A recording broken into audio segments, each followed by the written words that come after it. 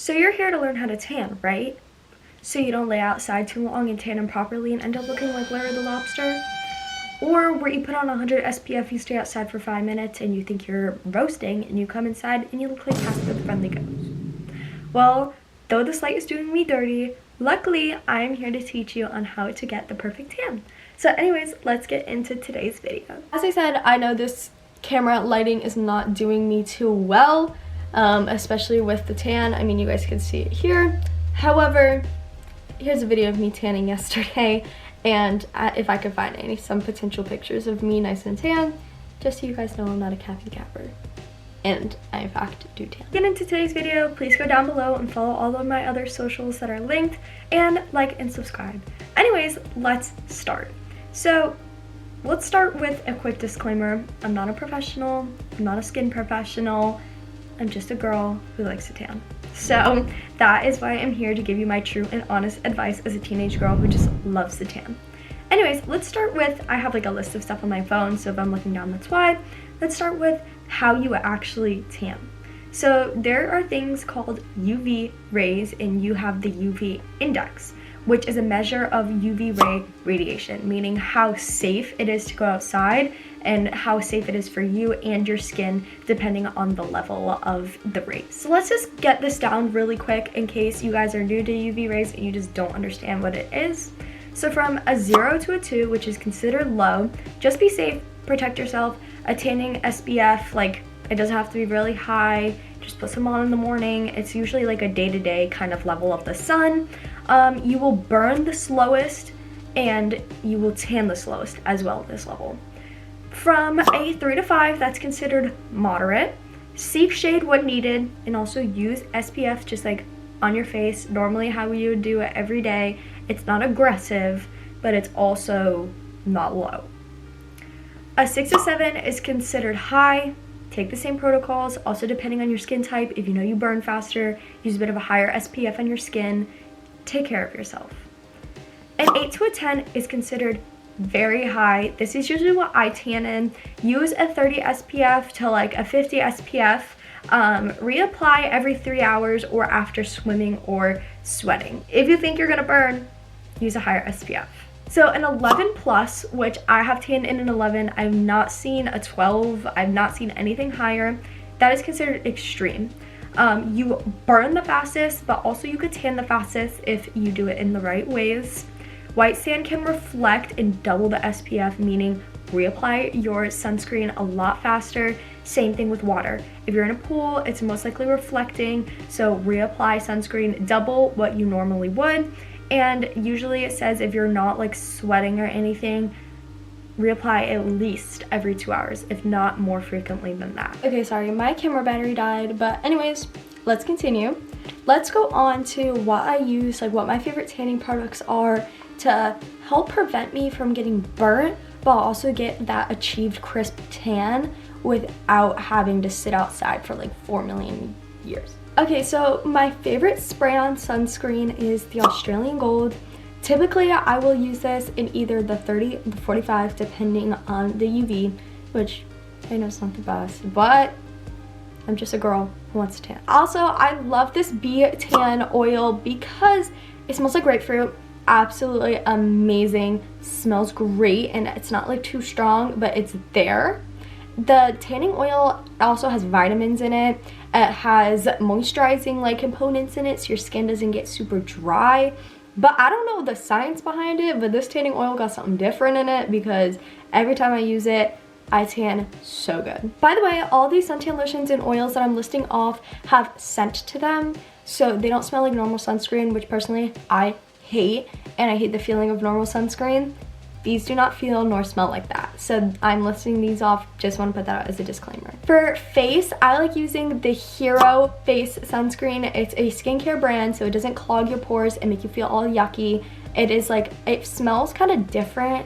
The smell's not my favorite, but it works like a charm to where it protects your skin enough, but also it doesn't make it so you don't tan at all on your face. It doesn't leave that weird sheer white over your face like normal face sunscreens, and it's great. Doesn't make me break out. I have very sensitive skin and I absolutely love it. And finally, my favorite thing to help me get a tan is salt water.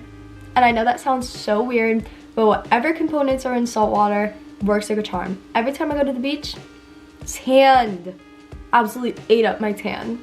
So I've started to either make my own at home or get a spray bottle from like the Dollar Tree, pick up some salt water, bring it home with me, and when I tan at home, that's what I use, and it works so good. So let's go over like my order of operations for tanning. So what do I do to get so tan? You guys can actually see my tan line thriving right now.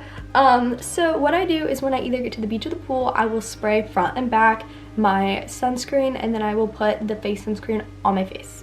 I will tan 30 minutes on the front, 30 minutes on the back, and then go in the water. To dry off, I'll tan 10 on the front, 10 on the back, reapply sunscreen. Then I'll do another 20 on the front, 20 on the back, so it's even. Then go back in the water, right? So I'll take my time as much as I want in the water, because the water just obviously helps you like regulate your body temperature so you don't get anything like heat related illnesses, which it helps protect you from that and regulate your body temperature, make you feel cool. And you do also tan faster in water or on white sand, as I said earlier in this video. So it does help going in the water.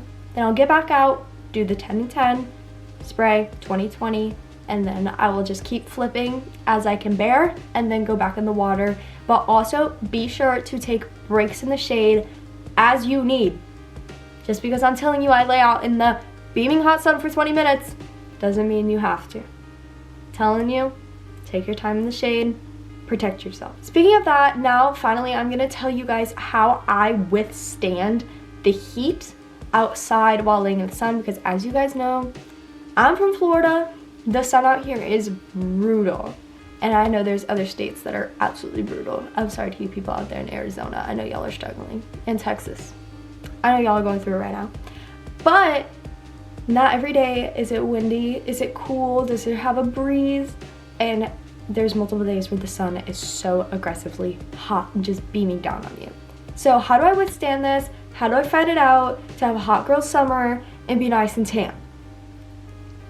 Here we are. I'm gonna tell you. First of all, water. Drink water. Bring something with you. I don't care if it's a seltzer, if it's Celsius, if it's any hydration drinks, which quite frankly are probably the best for you. Water. Put it in an insulated cup. I know y'all out there got our Stanley girls, or you got your Owala bottles, or whatever you have.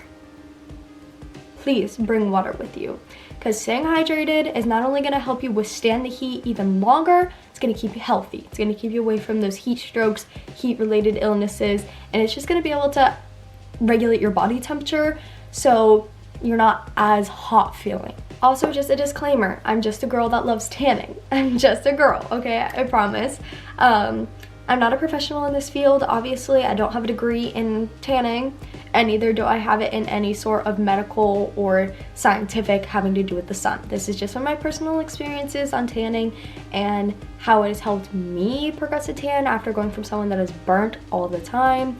And take care of yourself. If you know you're more prone to burning, put more SPF, take longer breaks. I'm just saying from my standpoint and from what a lot of people that I know have also done and has been successful with their tan. Next, as I just said, take shade as needed. That will help your body regenerate, cool down, sweat. So sweat is actually your body's way of cooling itself down. So take a little bit underneath the shade, then go back out and withstand the sun and get that tan. This is gonna sound so silly, so goofy, but if you're as desperate as me to get a nice tan during the summer, I would suggest either bringing one of those like kind of fans, the ones that you like have to actually hand fan yourself with, which actually work very well, quite frankly. Those are amazing. Love those. I use them at Summit. Or get yourself an automatic like hand fan that you can switch on and off. The breeze does help, trust, because when I'm out there sweating and I get a little gust of wind, it feels so much better.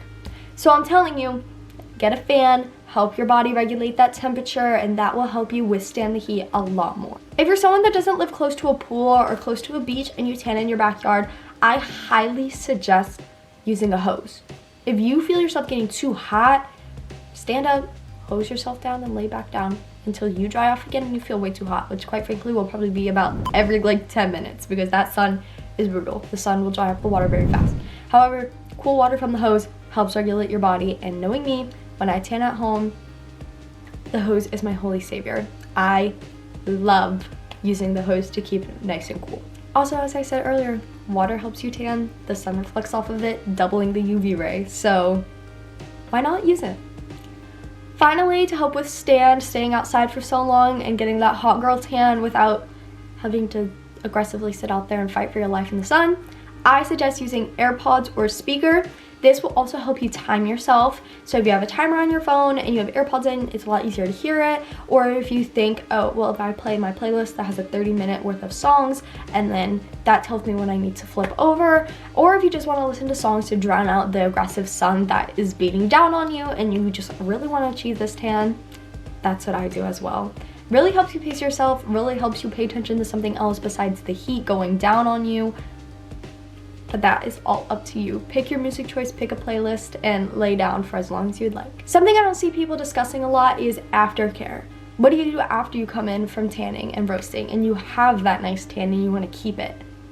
I'm gonna show you. When I come in from tanning, even if it's just at the pool or even if it's at the beach, I take a nice shower. Now beware, if you do get a little bit roasty, it's gonna hurt.